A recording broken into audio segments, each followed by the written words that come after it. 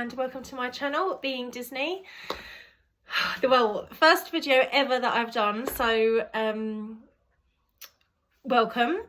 If you really like this video and want to join me on my journey, then hit like and subscribe. It will be fantastic for you to come along with me.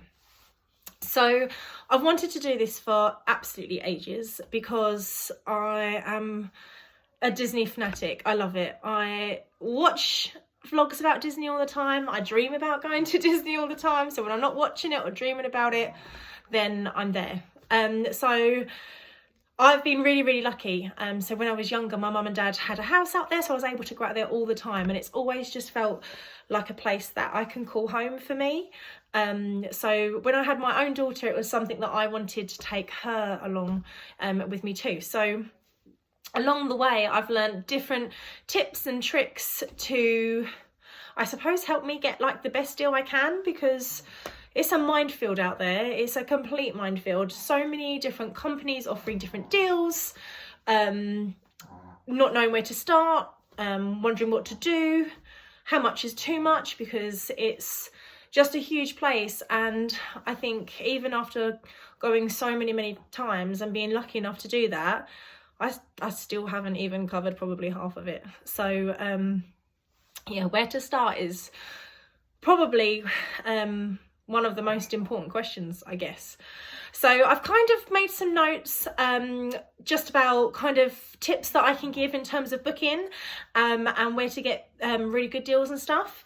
After this video series, I'm going to do another one about what to pack and great tips and tricks on packing, what things I found really useful and things like that. And then hopefully after, we will start the holiday vlog that will start on our pre-travel day, which I believe is the 5th of August, where we'll be staying at a hotel in Heathrow and then flying out with Virgin the next day. And we'll be out there for just over 3 weeks. So then join me on that journey too, because that will be super fun. So yeah, where to start?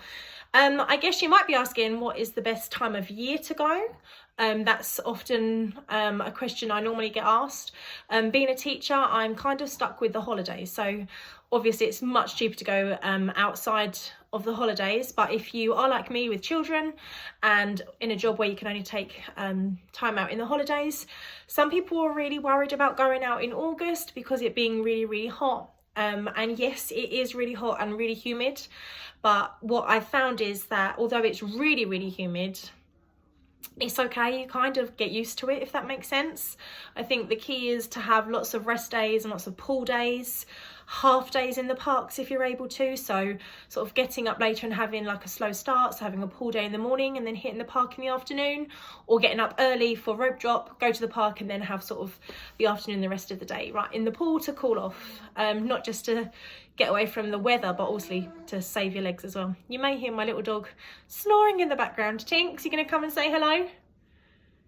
No, she's not come to say hello. She might do in a minute. You might see her jump up next to me. So yes, August, great time to go. Don't ever get put off by the weather. Great things about August is towards the end of August, the American schools have gone back. So towards midpoint and the end, it's a lot quieter around the park. So that's definitely a plus.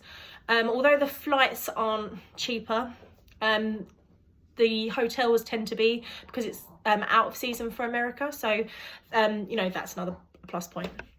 So yes, don't be afraid of going in August. Absolutely. It's a great time to go. The weather, as long as you've got things like cooling towels and stuff like that, you'll be fine. Another thing I've learned along the way is definitely book when there are Disney offers on. So when we booked for this year, it was the offer of having the free dining service. And there were lots of things included in that. So I would definitely say that when Disney do offers, they do tend to be the most cost effective and the best way to try and get that holiday cheaper. What I tend to do, I drive myself nuts doing it, but what I tend to do is price up a holiday and then continually check it. So once I've booked it, I'll go on there just to make sure that I have definitely got the best price. And I found that booking at the time of the deals are definitely the best prices. So yeah, and Disney are kind of that company that once their deal ends, it ends. So definitely get in there with the deals, because they are the most cost effective. So I've also looked at seeing whether it's cheaper to do it last minute, like do they do like last minute deals, but it doesn't tend to be cheaper. So if you're a bit like me, like to have everything organised, then definitely book when the deals are on. So we have booked for August this year at All Star Movies, which we love. I absolutely love the value resorts. We stayed at Pop 2 years ago and loved Pop too. Pop can be a little bit more expensive. I think it worked out like £900 on this trip, which seemed... I couldn't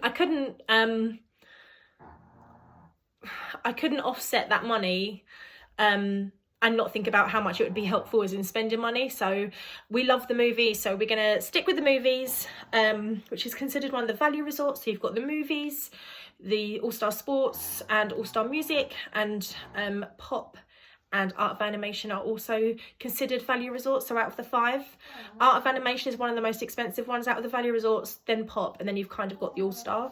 And they're brilliant value. You've got movies under the stars in the All-Star value resorts and the marshmallow toasting. It's brilliant.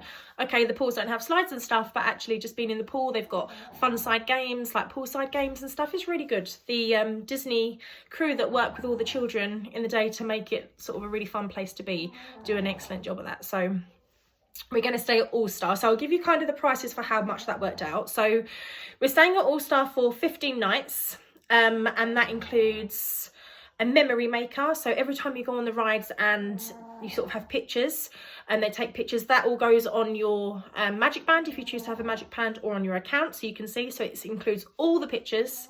It includes a free quick service dining plan, which means you can get a free service meal at the hotels or around the parks for free per person. I think it works out per adult, but if you're over 10 years old, you pay an adult price anyway. So for Sapphire and me, Sapphire's my 15-year-old daughter. I was about to say 16 and she's not 16. My 15-year-old daughter, she's considered an adult, so we'll get a free service meal each. So that can be like burger and chips, normally like chicken tenders, hot dogs. I mean, there's loads of stuff. But that will be really handy in terms of like saving money when you're around the parks, and it's kind of like a meal free that you don't need to worry about. So we've got that. Also includes a drink, one alcoholic or non-alcoholic drink. Clearly I'm going to be taking the alcoholic drink, especially as we're on holiday, but yeah, that includes that too. That includes our 14-day for the price of 7 Disney tickets, so you get 14 days in the park for all the parks, and then that came to...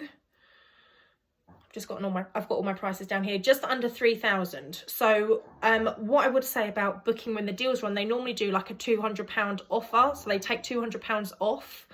And if you're a teacher or work in the emergency services, don't forget that blue light discount. So that was like 5% off as well. So it worked out, we saved £349 just as a discount off. So definitely worth looking at those discounts. If you have blue light card, absolutely stick that code in. So yeah, that worked all out as 2,843. So I found that booking direct with Disney has been the best thing to do. I know Attraction Tickets do some great deals. I know Virgin Holidays do some good deals as well. But when looking at a package holiday, I found that it doesn't work out cheaper. So what I always tend to do is book the accommodation and all my tickets through Disney World itself, through the Disney World website. It's really handy to do, it's quick, it's easy, and especially with that blue light card, and when you've got deals on, they give you that discount anyway. So it's always nice to know that it's kind of booked on site. So yeah, definitely book through the Disney World holidays. Yeah, so that worked out 2,843. And if you think about it, that's got a meal in for Sapphire and I too. So that's not too bad, and our Disney tickets.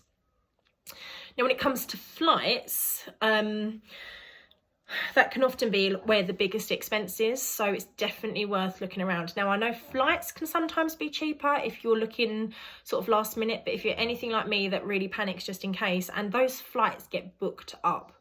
So those planes get really booked up quick, so it probably wouldn't be something I'd recommend doing last minute. But over the years, it's taken me some time to work out what the best way to do it is. So the first time we went in the last couple of years, in 2022, 2022, we booked via Virgin, and we booked by just paying for our flights directly with Virgin. And that worked out as being about £1,000 per flight per person. And then in 2023, flights just hit through the roof. So we ended up flying with BA, and the cheapest way of us doing it was to get a connecting flight. So we flew with BA, flew from Gatwick to MCO, so it was a direct flight there, but on the way home we'd have to fly from MCO to Miami and then get a connecting flight then from Miami to Gatwick, which doesn't sound so bad in principle, and I get why so many people do connecting flights, because it works out so much more cost effective. However, for us, it was an absolute nightmare. It was a time when the hurricane was going on, so the flight from Miami to Miami, was really delayed, and we ended up missing our connecting flight, and there were no more flights that day or the next day. We ended up getting transferred and flying to Texas. It was a huge, great big drama. So it kind of put me off those connecting flights. So if I can, I try and fly direct, because it's a long flight anyway. I mean, we're talking about 8-9 hours, depending on the weather and the flight path and things like that. So it's a long enough flight to then go off and then have to get a connecting flight. I mean, we do what we can to get there, but if you can get direct, I definitely would. So then I learned about Virgin points. So massive tip, has saved me no end. I wish I knew this sooner, I really do. So if you phone up Virgin and register as a flying member, you can actually buy points, and those points can then offset the price of your flight. So what I did is I phoned up Virgin and I said I would like to fly to MCO direct in August from London Heathrow. Virgin only fly from Heathrow at the moment, not Gatwick, but that's what I'd like to do. How much would that flight cost? So they explained to me how much the flight would cost, and they said, I then asked how many points would that be to buy, and can I do it that way? So what I did is the flight cost roughly about 1,000, but if I bought it in points, I ended up buying about £700 worth of points, and then bought the flight via my points, which worked out a lot cheaper. So that is definitely a top tip. Phone up Virgin, see how much it would cost to buy points to cover the cost of the flight, and do it that way. But you have to be a flying member, but anyone can be a flying member. You can just sign up and log in. So definitely a top tip for that. So what we've done for this trip coming up in August is we had flying points collected anyway from where we've had air miles, and I recently got a Virgin credit card where I've been earning points on my spends. So what we did is we just paid for an upgrade instead. Obviously you've got to pay taxes on the flight, that can't be offset, but you'd pay the taxes, but it's definitely much cheaper than buying the flight outright. So that is definitely a top tip. Phone up Virgin, buy points, get the flight with points. So yeah, definitely did that. This year we're going out premium and coming back upper class, and I think it cost us about 1,600 each, which compared to the flight with BA in 2023 with a stopover, and that flight cost us 1,100. So as you can see, really good tip there. Phone them up. I think BA do the same sort of thing as World Travellers. We didn't have the best experience when we flew with BA in 2023, so I think I'm more of a Virgin flight girl. I've never had a problem with a Virgin flight, love the plane, can't wait to show you that as well. I've never been in upper class in my whole life, so really excited to actually see what that's like, so I can take you along with me, so that would be good. So yeah, that's the flights. Do the flights separate. I know Virgin try and do them as package holidays, and people like booking as a package holiday, and I can see why, because everything's all kind of connected together. But I have found that booking Disney separately and then doing the flights has worked out more cost effective. I know Disney holidays also do it as a package as well, and some people prefer to do that, but I have found that doing them separate, yeah, it's cheaper, but it's whatever works for you. So yes, that's the holiday and that's the flights. So for this year, what's super exciting is we are also going to Universal. So I've been to Universal tons as a kid, but not very much as an adult. So I'm really excited for this. Haven't seen any of the Harry Potter Land or anything like that, so definitely come along with me. I'm dying to try a Frozen butterbeer, 100%. So that's going to be cool. So what I did with Universal is I had a look to see what was cheaper as a price comparison, whether it was on the Universal website or whether it be on the attraction tickets website. So I kind of kept an eye out and was having a look. I'm a bit of a discount code hunter, so I did have a look at some discount codes that were about and found that when I'd kind of booked the flight, so I knew what kind of timescale I had, I booked through attraction tickets. So I went through and we are staying in Cabana Bay for 8 nights. And I looked at the standard rooms and the family suites. So the difference is they've kind of got like an area where you've got like a sofa bed in the front room and a kitchen. So it's just a bit more room really for everybody. My mum's going to be there and Sapphire's dad's going to be there as well. So it's just giving us a little bit more room. So I booked that in, well, went to see which one was cheaper, the standard room or the family suite. And I think that by the time I put in the discount code, there was only about £300 difference, which is really, really good. Definitely work out the difference between standard rooms and suites, because often when you take away the discount code, there's not actually that much in it. And for the extra space, £300 is definitely worth it. So we have booked in for Cabana Bay for 8 nights on the 7th of August. And we have booked the family suite, and that came out as 1,409. So no tickets on that yet, just that. And what we did is I found a discount code. Often attraction tickets advertise their code, so they're really normally easy to find, and that took 10% off as well, so that was really handy. So yeah, 1,400, not 1,800, 1,400 for that 8-night stay. There are cheaper hotels on the Universal development, so you've got End of Summer and Dockside Inn, so you can get it even cheaper in those two, or just staying in that standard room would be cheaper too. But Attraction Tickets is definitely a good website for looking at your Universal stay if you wish to do so.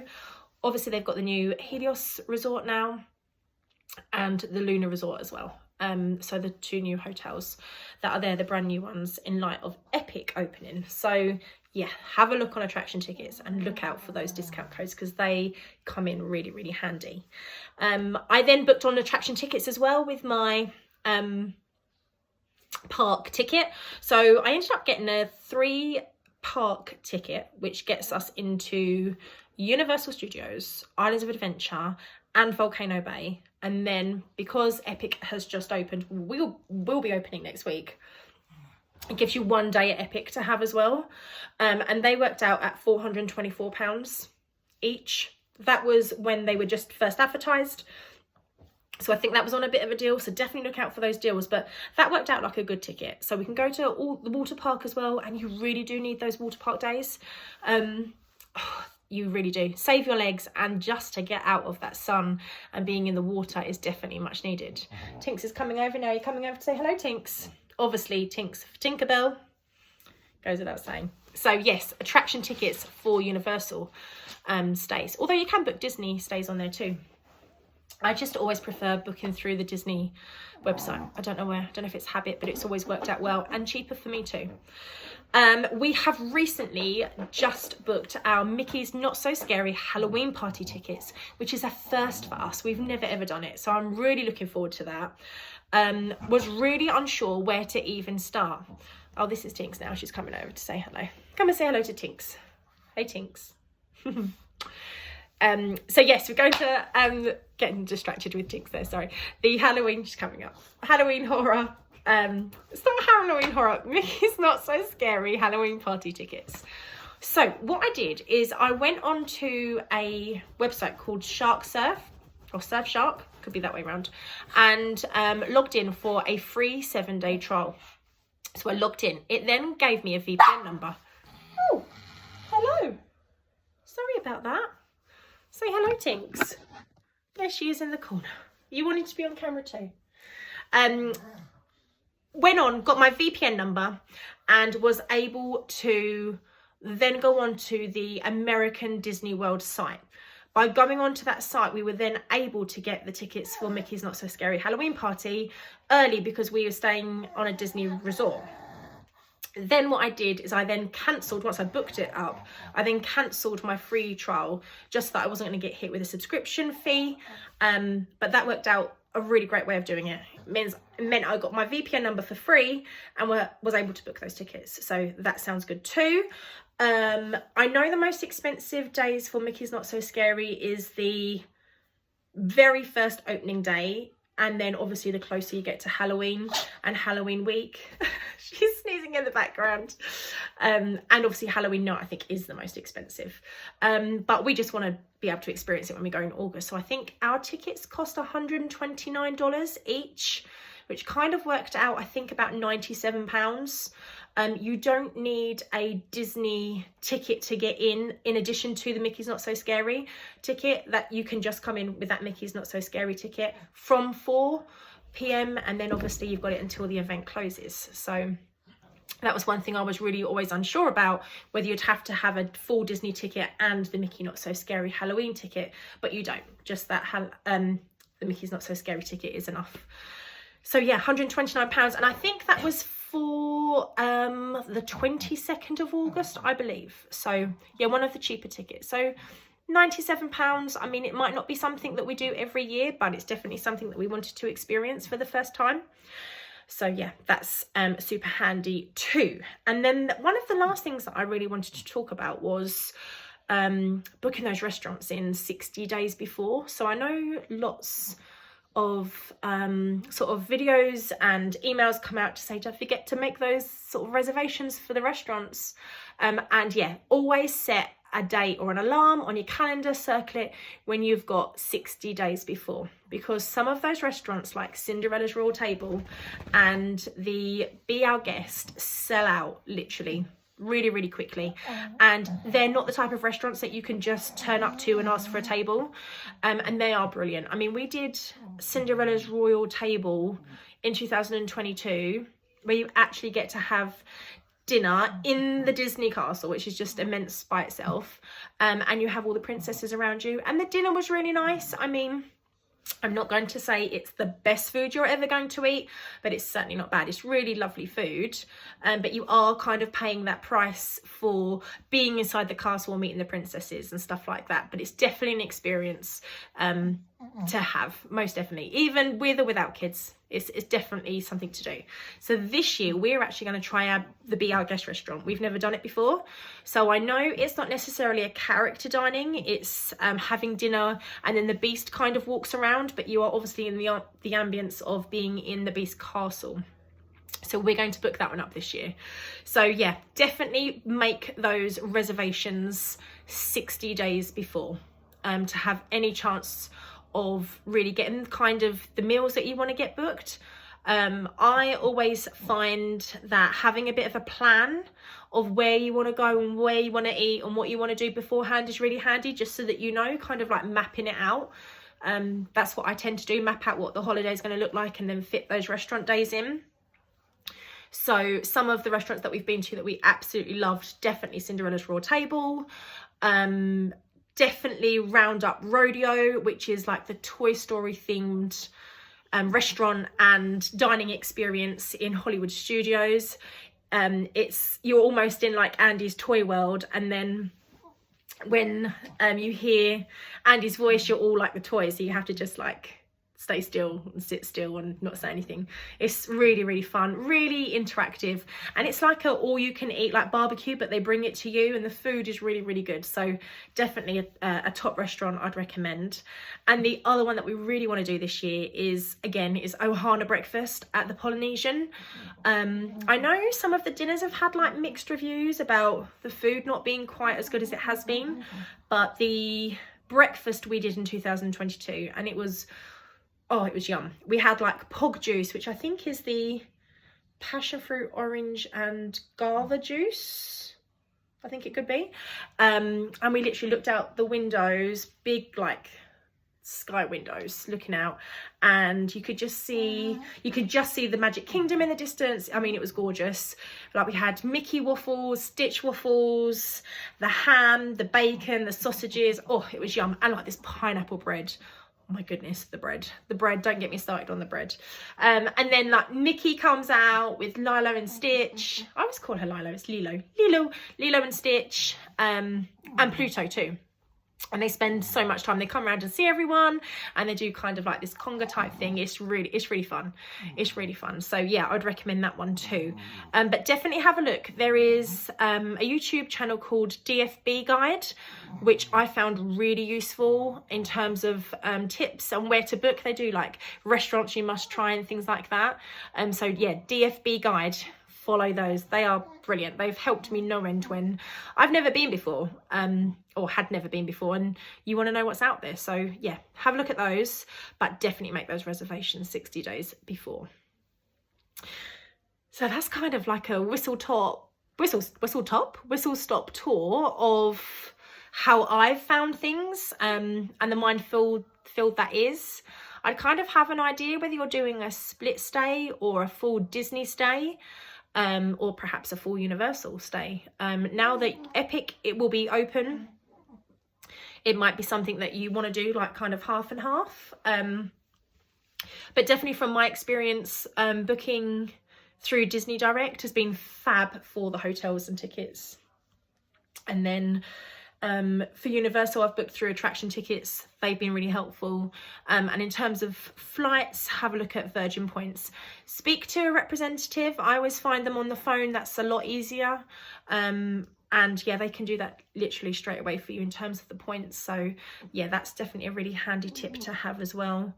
I may do another video on the Virgin credit card and how you can redeem and earn free upgrades and points on that. So hit a comment below if that's something you'd like to see, because I can definitely do that. And we can talk about how we kind of get those free flights, companion flights and upgrades using the Virgin credit card. So I can do a video on that. So yeah, put a comment if you'd like to see that. And then I'm definitely going to do a video coming up on our top packing tips, because we've got 78 days to go. I'm on the countdown, so that will come up soon too. And then I'll be looking forward to see you on my pre-travel day, which is not that far away now. So I hope you enjoyed this video. I hope you found it really useful.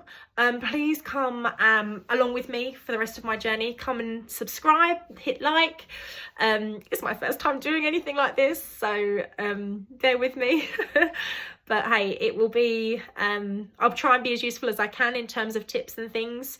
But if not, just for the absolute chaos and giggles, if nothing else. So thank you for watching, and I will see you soon.